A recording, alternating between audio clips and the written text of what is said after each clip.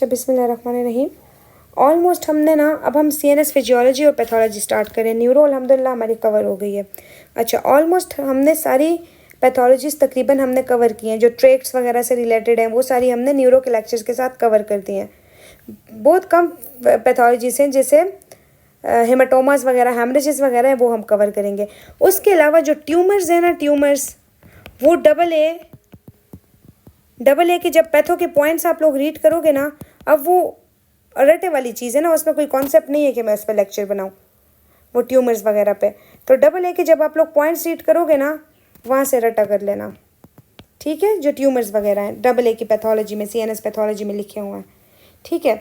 और CNS physiology और बाकी जो कॉन्सेप्ट वाइज इंपॉर्टेंट पैथोलॉजी है जो हम क्लियर कर सकते हैं वो हम कवर करते हैं, ठीक है। सबसे पहले हम स्ट्रोक को पढ़ लेते हैं। हमारे पास 3 तरह के स्ट्रोक्स होते हैं। एक हमारे पास ट्रांजिएंट इस्कीमिक स्ट्रोक होता है, एक हेमोरेजिक स्ट्रोक होता है, एक इस्कीमिक स्ट्रोक होता है, ठीक है। इस्कीमिक स्ट्रोक का मतलब क्या है कि ब्लड फ्लो स्टॉप हो गई है, किस वजह से? या हमारे पास थ्रोम्बस है, या कहीं नीचे से एम्बोलाई आया हुआ है, या हमारे पास हाइपोक्सिया हो गया है। इन 3 वजह, या थ्रोम्बस है, या एम्बोलाई है, या हाइपोक्सिया हो गया है, इस वजह से इस्कीमिया होता है। हेमरेज का मतलब क्या है कि आर्टरी है फट गई है, बाहर सारा ब्लीड कर दिया है, ठीक है, इससे हेमरेजिक शॉक होगा। ट्रांजिट इस्कीमिक मतलब 15 मिनट से कम टाइम के लिए हमारे पास इस्कीमिया हुआ था, ठीक है। अब हम पढ़ते हैं इस्कीमिक स्ट्रोक क्या है। Acute blockage of vessels, disruption of blood flow and subsequent ischemia. Infarction हो जाएगा और इसकी वजह से नेक्रोसिस होगा। एमसीक्यूज है अब ये। लिक्विफेक्टिव नेक्रोसिस होती है ब्रेन में, लिक्विफेक्टिव नेक्रोसिस होती है। इसके अलावा कहाँ पे होती है? एब्सिसेस वगैरह, इन्फेक्शंस वगैरह में हमारे पास लिक्विफेक्टिव नेक्रोसिस होती है। 3 टाइप्स का इस्कीमिक स्ट्रोक होता है। थ्रोम्बोटिक हो सकता है, एम्बोलिक हो सकता है, या हाइपोक्सिक हो सकता है। थ्रोम्बोटिक क्यों होगा कि डायरेक्टली उस लेवल पे क्लॉट बन गया है, और यूजली कहाँ बनता है? मिडल सेरिबेलर आर्टरी में। मिडल सेरिबेलर आर्टरी बहुत इंपॉर्टेंट आर्टरी है ना, किसकी? अपर लिम्ब के लिए ना, और lateral surface of brain cortex वाली आर्टरी है ये। अच्छा एम्बोलिक कहाँ होगा? अगर हमारे पास डीवीटी एफएफ वगैरह का पेशेंट है, या कैरोटिड आर्टरी स्टेनोसिस वगैरह का पेशेंट है ना, वहाँ से जो थ्रोम्बस बना हुआ था वो एम्बोलस बन के सेरेब्रम में ट्रैवल कर देगा, ठीक है, और वहाँ पे इन्फ्रैक्शन करेगा। और हाइपोक्सिया में क्या होगा कि हमारे पास हाइपोपरफियन होगी या हाइपोक्सीमिया होगा। अक्सर कब होता है? जब हमारे पास कार्डियोवैस्कुलर सर्जरीज हो रही होती है। ट्रीटमेंट क्या है? अगर पेशेंट 3 से 4 घंटे के दरमियान प्रेजेंट हो गया है ना, फिर तो हम उसको टीपीए दे देंगे, थ्रोम्बोलिसिस करवा देंगे टीपीए दे के, ठीक है, या फिर थ्रोम्बेक्टमी हो सकती है।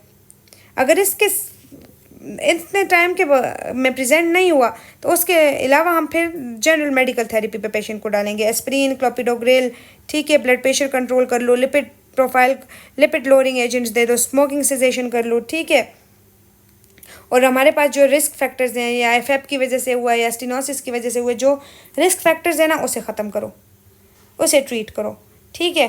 ट्रांजिट इस्कीमिक स्ट्रोक हमारे पास क्या होता है? हमारे पास रिवर्सिबल एपिसोड होती है, फोकल न्यूरोलॉजिकल डिसफंक्शन, ठीक है, की, लेकिन हमारे पास एक्यूट इन्फ्रैक्शन नहीं होता, रिवर्सिबल हो रहा होता है कम टाइम के लिए, लेस देन 15 मिनट्स के लिए, ठीक है।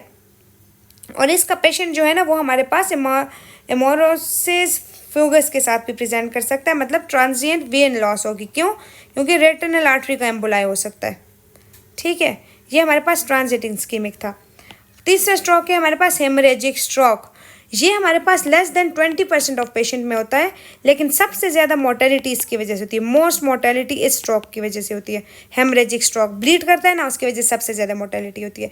इसके बारे में जो पॉइंट याद रखना है हमने बहुत ज़रूरी ना, कि प्राइमरी इस्कीमिक हेमरेज जो होता है ना, उसकी मेन वजह हाइपरटेंशन है।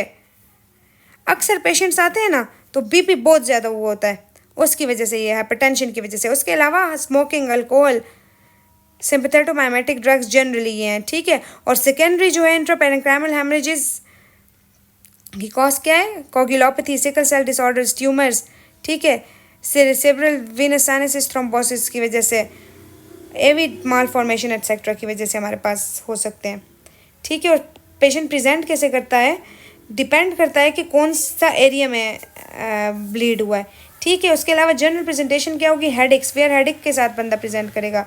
सीयर्स होंगे, न्यूरोलॉजिकल डिफेक्ट्स होंगे, nausea, vomiting, lethargy, limb weaknesses, sensory defects and impaired consciousness. ठीक है, हम बेसिक स्ट्रोक्स कवर कर दिए, अब हेमाटोमास पे आ जाओ। अच्छा, हेमाटोमा हमारे पास दो तरह का होता है, दो तरह का मेन होता है ना, एपिड्यूरल हेमाटोमा होता है, दूसरा सबड्यूरल हेमाटोमा होता है। अब इन दोनों के डिफरेंसेस करते हैं। देखो एपिड्यूरल हेमाटोमा का अभी मैंने बताया ना कि जो मिडल मेनिंजियल आर्टरी होती है ना, मैक्सिलरी आर्टरी की जो ब्रांच होती है, मिडल मेनिंजियल जो मैक्सिलरी आर्टरी की ब्रांच है, उसकी वजह से जो हमारे पास हेमाटोमा बनता है, उसके डैमेज इंजरी की वजह से वो हमारे पास एपिड्यूरल हेमाटोमा होता है। एपिड्यूरल हेमाटोमा होता कहाँ है? Between the skull and outer endosteal layer of the dura mater. Dura mater की दो लेयर्स होती है ना, जो उसकी आउटर एंडोस्टियल लेयर होती है और स्कल होता है, उसके बीच में जो हेमाटोमा होता है ना, इसमें एपिड्यूरल हेमाटोमा कहते हैं। ठीक है, इसकी इंपॉर्टेंट क्या है कि बाय कन्वेक्स शेप होता है, बाय कन्वेक्स शेप। ठीक है, और आगे और इसकी इंपॉर्टेंट पॉइंट क्या है कि इसमें ल्यूसिड इंटरवल होता है, बंदा बेहोश होकर जाग के फिर बेहोश हो जाता है। ठीक है, इसे हम ल्यूसिड इंटरवल कहते हैं। और क्या होता है? बाय कन्वेक्स लेंस की तरह शेप होती है इसकी, बाय कन्वेक्स लेंस की तरह। ठीक है, और जब सब ड्यूरल हेमाटोमा है, वो हमारे पास ड्यूरा और अरेक्नोइड के बीच का जो हेमरेज होता है, जो बीच में हेमाटोमा होता है, उसे हम सब ड्यूरल हेमाटोमा कहते हैं। इसमें क्या इन्वॉल्व होता है? Bridging veins.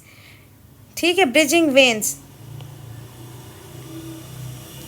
इसमें ब्रिजिंग वेन्स ब्लीड करती हैं। और इसका स्ट्रक्चर क्या होता है? शेप क्या होती है? Crescent shaped, crescent shape haematoma होता है ये, क्रीसेंट शेप। ठीक है, देन कम सब अरेक्नोइड हेमरेज।